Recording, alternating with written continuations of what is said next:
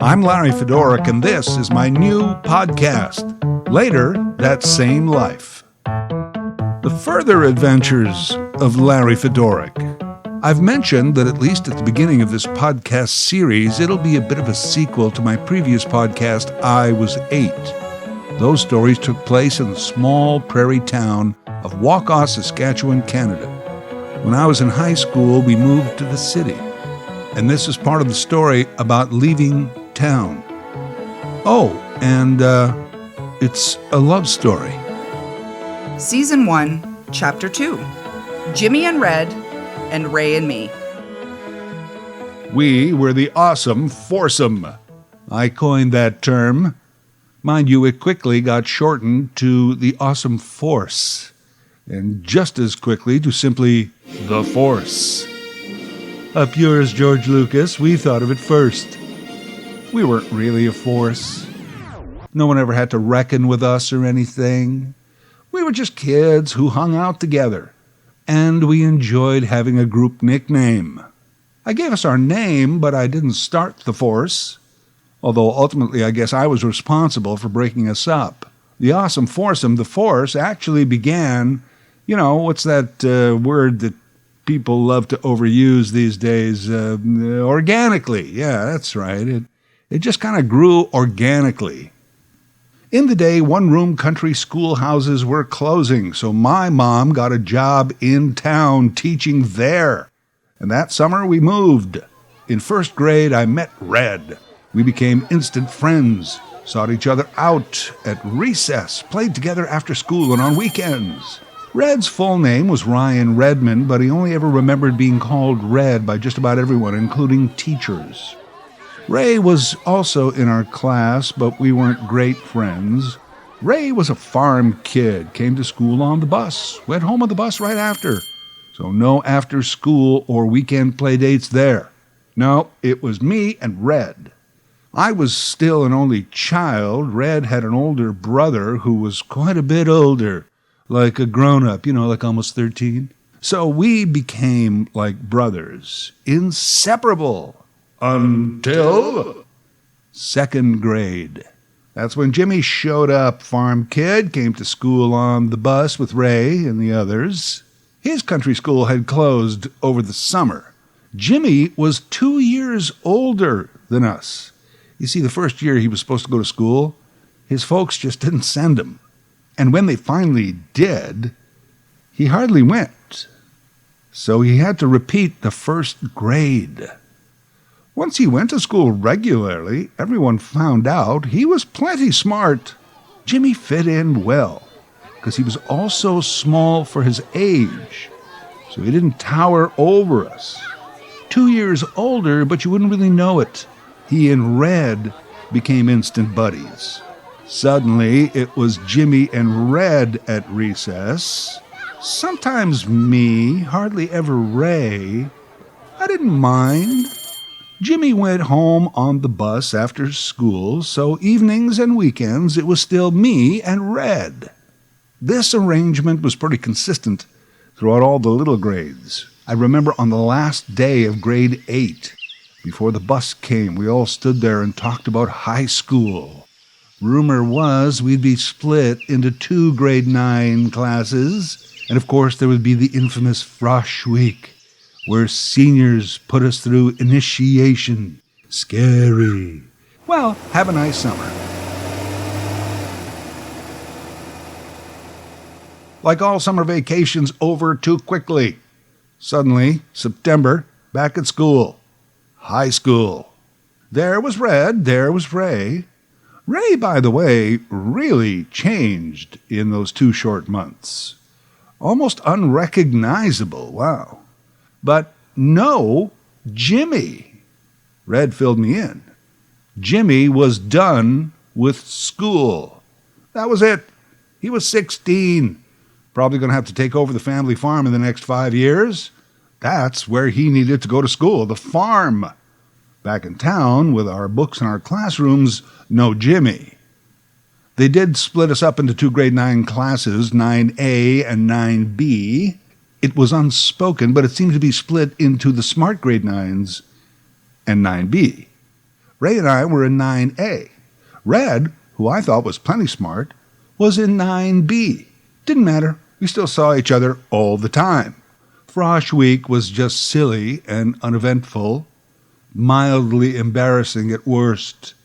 It was all under strict teacher supervision, so no one got sliced or violated or killed in any manner. Within weeks, high school was just routine.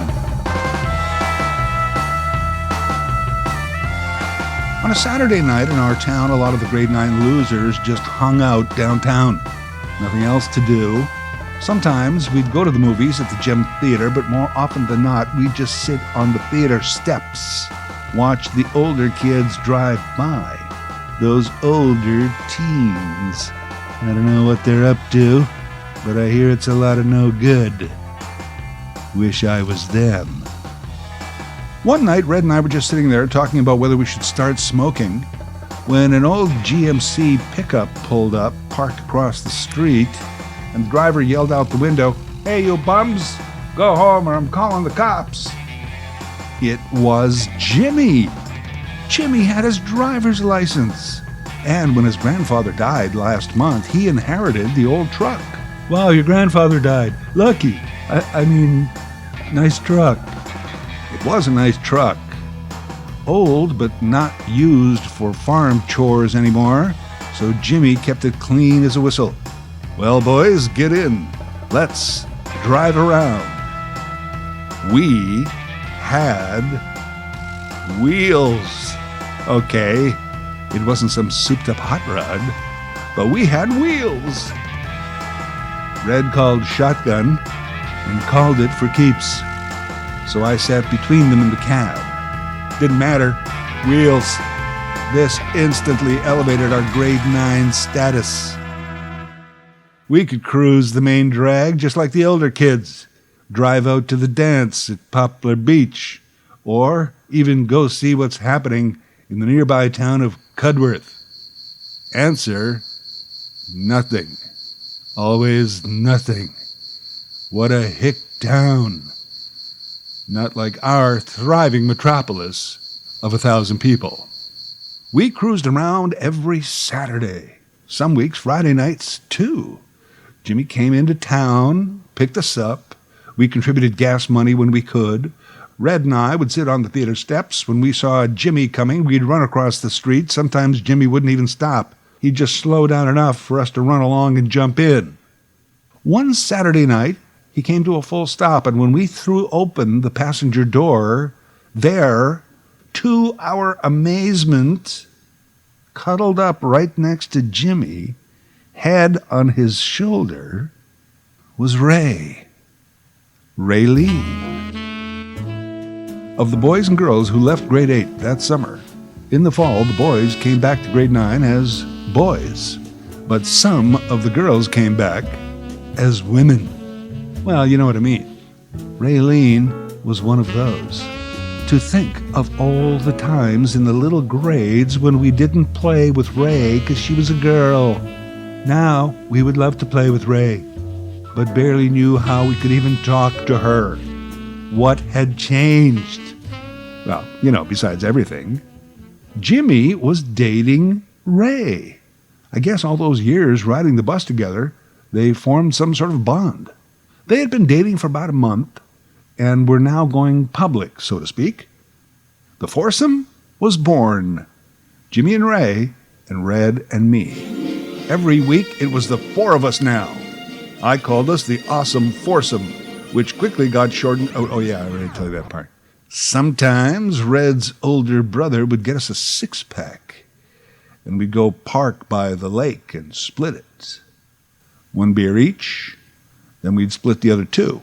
Jimmy and Red were like grade school kids again, always jostling and wrestling, so they'd split one, and the other was split between me and Ray.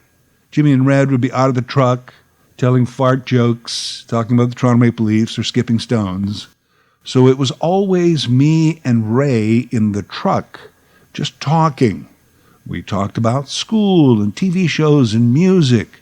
One time, she showed me a poem she had written. Wow, I'd never met anyone before that had actually written a poem. My weekdays were now filled not with the anticipation of hanging out with the guys and cruising the town, but that I would see Ray. Thank goodness Red had called shotgun all those months ago, because when the foursome cramped into the truck cab, I sat next to her. When Ray and I split the beer, and I took a sip, handed her the bottle, she would never even wipe it with her hand or sleeve. So I didn't either.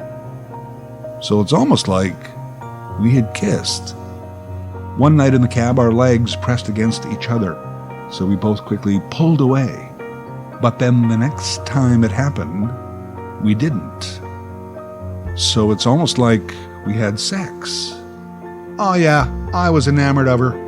I also knew she was dating my friend Jimmy. And although she wasn't his possession, she wasn't chattel, there was a my girl mentality going on. And we had a code. She's your best friend's girl. And even if someday she isn't, if he was done with her or she with him, then you had to be done with her too.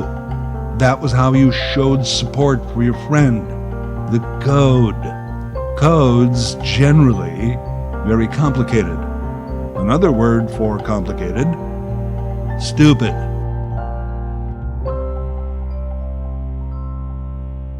Ray and I became great school friends. Sometimes we'd pass notes. If we had to pair up for a project, Ray would pick me.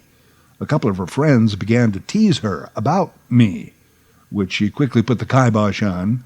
Lucky, too, so it didn't get back to Red in the dumb class. Then, of course, back to Jimmy. In the meantime, I went on a few dates, got my first kiss out of the way, along with my second and third and fourth, slow danced up close with girls, summer dances at Poplar Beach, while some band from Saskatoon butchered House of the Rising Sun. It was all very cool, very sophisticated, and grown up. But it wasn't Ray. Near the end of grade 10, my parents announced we were moving to the city, Saskatoon. They both got new jobs, and we'd have a new house. I told the force. Sidebar, we hated Saskatoon kids. Well, the guys hated the guys. Our nearby lake was overrun with cottages owned by the Saskatoon people. In the summer, their sons went after our women folk. They called us hicks and yokels, which we were, but often we took exception to it, and there'd be fights. Yeah, those spoiled Saskatoon kids with their fancy cars and city clothes, arseholes. What my friends didn't know was that secretly I longed to be a city kid, and now I was going to be one. We're moving as soon as school ends. I'm sure a beer was raised in my honor on one night. I don't really remember a lot of sentimentality around the news. It's like Jimmy and Red were already suspicious of me, even though I wasn't quite a city kid yet. Ray and I talked about it a bit. The foursome was done. See ya. Wouldn't want to be ya. Mom's family gave us a going-away party out on their farm. I remember it was a Sunday because I stayed in my Sunday going-to-church suit. Dark blue with the cool tie. I looked pretty boss. Coincidentally, my uncle was visiting from BC with his son, my cousin Phil, who was like 2 years younger than me, just a kid. My uncle had purchased a brand new car for the trip, a canary yellow Chevy Malibu hardtop with a black leather interior. No one ever on that side of the family had a car that was that cool. The party dragged on into nightfall. Phil and I were bored. Hey, Phil, go ask your dad if we can take his car out for a spin. I'm only 15, but I'm a really good driver, which I was. To our surprise, he said yes. Half an hour. Just on the roads around the farm here. Be back in half an hour. Don't speed, don't spin the tires, don't yeah. And off we went. My mom's old homestead was only 5 minutes by car from where Ray lived. We pulled into her farmyard. Immediately, the big yard light went on. Dogs were barking. I went up on the porch, knocked on the door. "Hello, Mrs. Ray's mom. I'm Larry Fenn. We're moving to Saskatoon in the morning, and I know it's late, but I just wanted a chance to say goodbye to Ray." I think I was still talking when she slammed the door, telling me to wait on the stoop. A couple of minutes later, she yelled through the door that Ray would be right down. I went and leaned up against the yellow Malibu, told Phil to stay inside and play with the radio. Mind your own business. It was 5 minutes later, or forever, I don't remember which, when Ray walked out into the yard. On this night, she was heavenly. She was wearing blue baby doll pajamas, and they were baby blue baby doll pajamas. I know, uncomfortable baby references, but that's what we called them. Baby dolls in baby blue, with a matching blue ribbon in her hair. I had never seen this much girl that was not in a magazine. And there I was, in my sharp blue suit and cool tie, leaning up against a sporty car. I was Bond. James Bond. Except that I wasn't. I was the dork, Larry the dork. And I mumbled something about wanting to see her one more time and wanting to say goodbye. Her mother was probably watching from the window, but Ray didn't care. She walked up to me, put her arms around my neck, and we kissed. Serious kiss. Not a peck, not too long. I'll never forget that kiss as long as I live. It wasn't my first kiss, but you know, it was. It would be the kiss by which all other kisses would be measured for many, many years. Sometimes still. I put my arms around her. She put her head on my chest, and we just stood there under the moonlight. Well, it wasn't the moon, it was that yard light, the 500-watt bulb on top of a pole. But it was the moon to me, and Ray and I were alone in the universe. Until Phil yelled out the window, "Hey, it's half an hour, we gotta go." Yeah, we did. I watched her walk back into the house. She waved. I stood there until the yard light went out. The moon was over. Phil, our timekeeper, was pretty impressed. Not only was I a good driver, but he watched me kiss a nearly naked girl. Yeah, for a brief moment, I was Bond.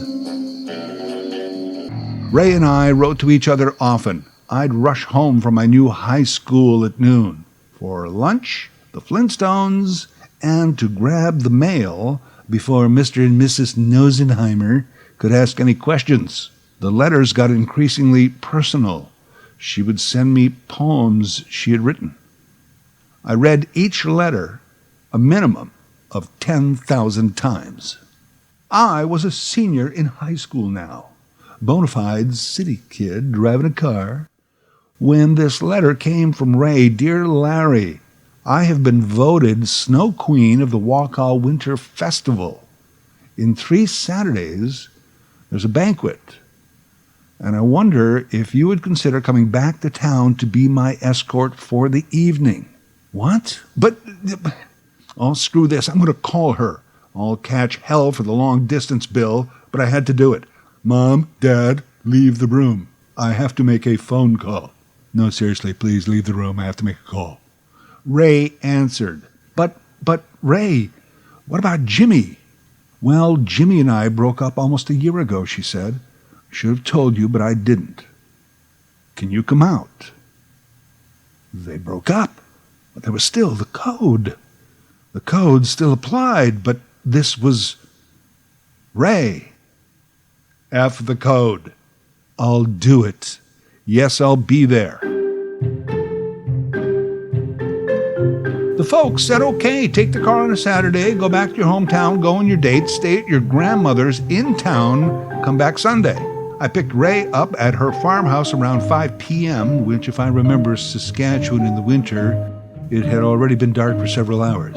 We drove into town. Ray was cuddled up beside me.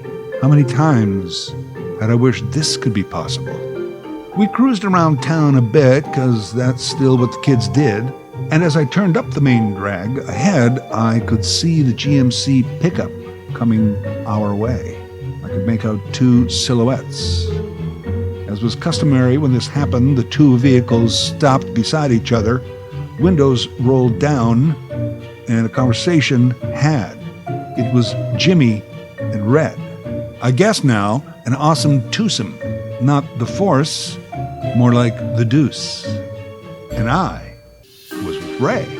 It was cordial, civil, you might call it, but I could tell what they were thinking. I had broken the code. I was that Saskatoon kid in town to pillage the local women. Ray and I drove to the banquet without saying another word. The banquet was at the Wakaw Recreation Center. Boy, last time I was there was when I was 8 with my dad. The hockey banquet with guest star Johnny Bauer. This time, I was at the head table. I was with the Queen. She had to wear this little tiara. We were allowed a half a glass of wine. All grown-ups there, no kids except for us. A dance afterward, but it was all old people music, so after a bit we left. We found a place to park, kissed a bit, but mostly just split a beer and talked. I never wanted that evening to end. But she had a curfew. What kind of queen has a curfew? I dropped her off in the dark. I guess the moon had burnt out, and her dad hadn't replaced it yet. Still, best night ever. I've been in love a few times, but there can only ever be one first love. A postscript. As I drove back into town that night, and I had been on those roads 1,000 times in my life, of course I was thinking of Ray. Roads were straight and long, but just before town there was an S-curve. As I turned into the curve, the headlights illuminated the roadside field, and a large white horse with a long flowing mane galloped up to the fence as if it were about to leap it, but instead reared and turned sharply and ran back into the night. I was so startled and stunned. It was the awesome horse. The next morning, I asked my grandmother that of all the farms around the area, who had horses? Specifically, who had a big white one? No one? Come on, are you sure? Only the Alexans have a horse. It's an old brown one, and he's about to die any day. No one. But I know what I saw, and it was such an odd but memorable epilogue to that evening and to this story.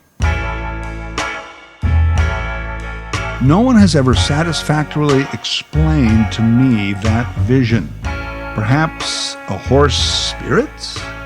Which in lore says a horse spirit appears to remind you to take care of your emotional, mental, and spiritual well-being. What did I see?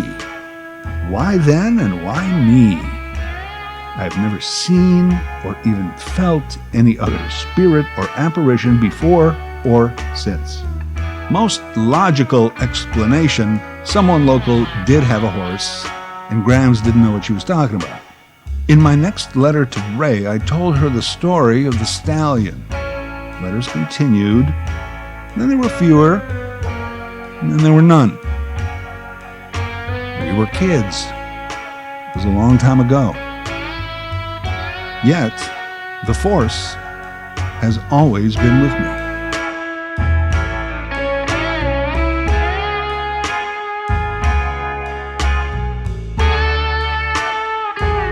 Later That Same Life is written, voiced, and produced by Larry Fedoruk. LarryFedoruk37 at gmail.com.